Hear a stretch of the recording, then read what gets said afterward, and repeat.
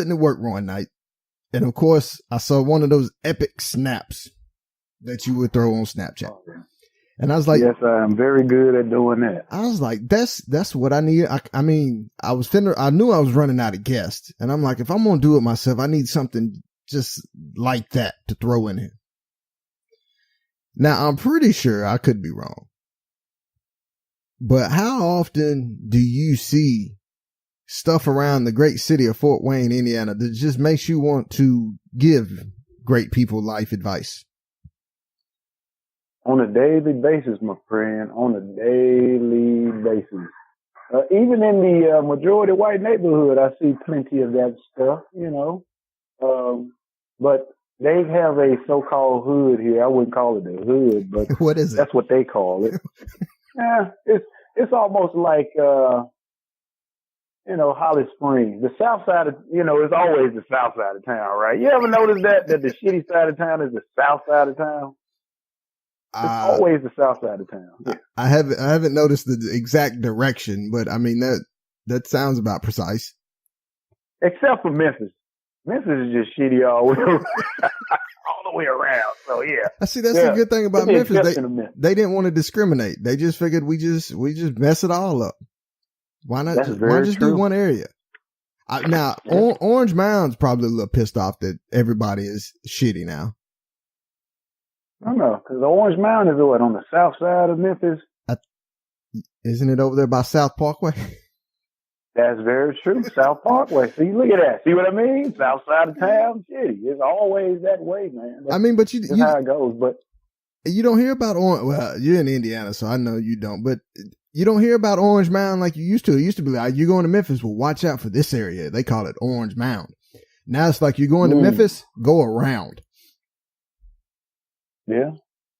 I think they're starting I don't know, all those people are probably killing each other off and the houses are just being abandoned, and then eventually they'll, I don't know, the neighborhood will change. They call it gentrification, where they push all the shitty people out and bring new people in. It's not working. It's not working. Now, do you think 8 Ball and MJG are still in Orange Mound?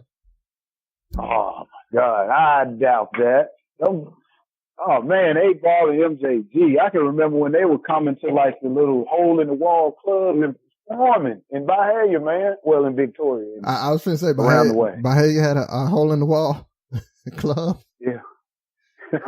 I knew a couple of hole in the wall clubs. I knew everybody else in Marshall County did. I was not aware that Bahia owned one. Yeah, we got a hole in the wall club. Well, we had 2. Of course, you know Elmore's, right? Right. Yeah. No, that was. Yeah, and then I thought that and was then there's else. another one down Casey Road. It was called Big Daddy. But see, can y'all really claim Casey Road though? Well, hey, you know what? Casey Road has a Bahia address. Up to a certain point, anyway. That's so. Was it North Side or South Side Casey Road? It would be the north end of Casey Road. Oh, so that was the good across club. The railroad tracks. Yeah. I don't think that club's still up and going anymore, is it? Nah, it's not there. As first active mayor, I'm pretty sure some crackhead like went in there and burned it down or something. Who knows? Or some crackhead is in it right now about to burn it down. That's very true. There are plenty of them around there. You know what? I don't see very many crackheads on the south side of town either. But I still haven't seen very many crackheads here, man. You see, winos and drunks, but this different up here than any other town I've, been to anyway. I mean, it gets pretty cold up there, doesn't it? I didn't think crackheads like the cold weather that much. Well, you know what? When you on crack, you don't get cold. But yeah, it does get cold here. And I have to shovel snow quite often. Wow. And it's not a fun thing to do. Yeah. So what is this snow you speak of? This snow is white powdery stuff that piles up on the ground. Oh, so I see why rain. I don't see why you don't have more crackheads then. You got powdery substance just all around. Oh, wait a minute. Never mind. Yeah, it's the wet white powdery stuff. The wet white. So that's more of the high class white people. No. There you go. It's frozen rain. There you go. Well, not even frozen rain. It's powdery rain. We're still on this powdery stuff. I know. We still on the powder, ain't we?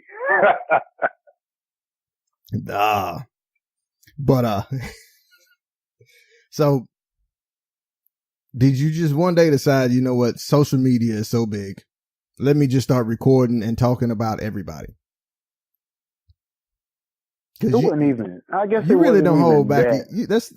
I know I can be fairly funny, but when I see something funny, I like to share it. So, you know, of course, my wife thinks otherwise. She calls me an ass. Stuff I say, but I feel like I'm telling the truth, and more people should tell the truth, in my opinion. Well, first you should tell her she knew you were an asshole when she married you. So I mean, she can't even use that. Very true, my friend. But I mean, I look at it as yes, I think a lot of it is funny. So I think my opinion should count. But if anybody just listens to you or checks it out, it's not like you're directed more toward white folks or anything like that. It's just if you're doing something stupid or it's something stupid out there, you'll just let everybody know that you shouldn't do it no more. That is very true. In general, I just talk about in general. So if it cheap fits, you know, it is what it is, my friend. So that's how I get down. Now, how many people do you work with know that you give this great life advice? Does anybody? The people I work with, I would say, really just my boss and maybe one other guy that follows me on social media at work. But I only work with, about 13 people. I work for a small company, so, you know, it makes things a little easier. So would you say y'all are a distributor? Yeah, we, matter of fact, we create and distribute at my company. So, yeah. I've heard of these companies. So what type of product do y'all sell? It is not the, product that most would think, you know, the product that, you know, that, old boy in Bahia might be selling out the back of the house. The product we sell is, you know, like metal goods and stuff like that. Oh, so you're distributing it in metal goods. I got you. There you go. I like the front. See, all you needed is a church industry to go with this. And man, you've got it locked down up in Fort Wayne. Hey man, I hear a lot of churches do sell, goods to, a lot of people. Right. What I'm hearing anyway, I wouldn't know because I don't buy products like that. So. Oh! You talking about the churches up there really do sell the product? No, churches in general, man. Oh. This is the first that I've heard of the churches selling the product. Man, you'd be surprised what you find in the church. No, I won't. I really won't. I really won't. I mean, because let's just face it. I mean, if I'm seeing your pastor who just preaches to you and everybody else, and his lifestyle is a whole lot better than mine, and I'm putting in 50, 60 hours a week. Yeah, I understand God is good, but I mean, I figured since I was working real hard, God would be a whole lot better than me than to him. That, my friend, is a great observation. I thought I was the only one that looked at it that way. But you know what? At one point, I was so into the church, man. I was like, you know, an usher. I was the media guy, the trustee, which is basically the people that count the money, make money decisions and stuff like that. I mean, church is basically a hustling business. That's pretty much what it is. So when in your life did you figure, when did you find out it was time for you to get out of the hustle, the church hustle? I would say around 2011. Yeah. 2011. Were they selling hookers in the back or something? No, it wasn't even that, man. It was just more so, just like you said, the pastor was doing way better than me, but yet I was giving him my money. something ain't right here. It's like, Pastor, I need to talk to you. I'm not, Yeah, I'm not paying you my tithes. I'm paying my tithes to God, not you. Exactly. And the pastor was, he was working.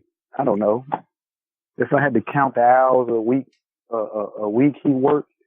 I would say he worked 5 hours a week. He would preach for 2. He had Bible study and maybe a couple of hours here and there, if somebody needed it. So 5 hours, he's making, $800 a week. So it was, and that was after, we dropped his pay. So after you dropped his pay, so y'all decided, Pastor, it's time for us to dock you down a little bit. Yeah, and you know what? What's funny is this is a small church, about maybe 120, 150 people. So, and he's bringing in $700 to $800 a week. Yes, sir. So does he get that in cash or a check? He's getting a check. I mean, he got taxes, and we did taxes and all that stuff. It was legit. I mean, legit business, my man. So I'm confused then. Maybe you can help me. So you would pay the pastor, he would get his check, and taxes would come out of his check. Yeah. But if I'm not mistaken, don't the churches don't have to pay taxes? Exactly. Yeah, I know. It's a weird thing. The church has to, even though it's a tax deductible business, the pastor still gets taxed.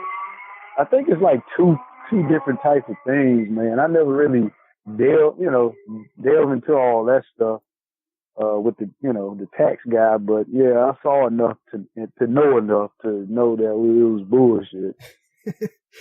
Look, I'm just gonna let everybody know we are just gonna ignore the car in the background. We're gonna ignore that. I heard it when we're not gonna bring it up. That car was loud, wasn't it?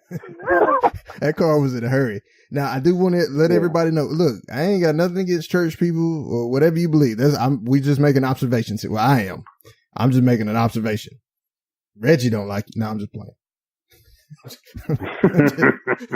Look, Reggie call me next week and he ain't got no job. But all right, before I let you go, do you have any great advice for the people out there today? Oh man, on the spot. On the spot. Take a drink. Is there any advice you would like me to give? If you have any, I'm not finna force it. Oh, you ain't gonna force it? I'm not gonna force it. Let me think. Let me see here. Take your swig. That usually helps the memory. I would like to,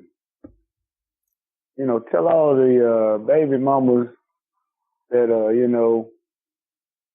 after your first kid, all the other mistakes that you made with the last 3 dudes, life ain't over. There's still hope out there because the government still pays your bills and all that good stuff there. But, just get a guy that you running through the court system, just cut us some slack because I'm pretty sure, he laid up with you and he wasn't expecting you to do what you did to him.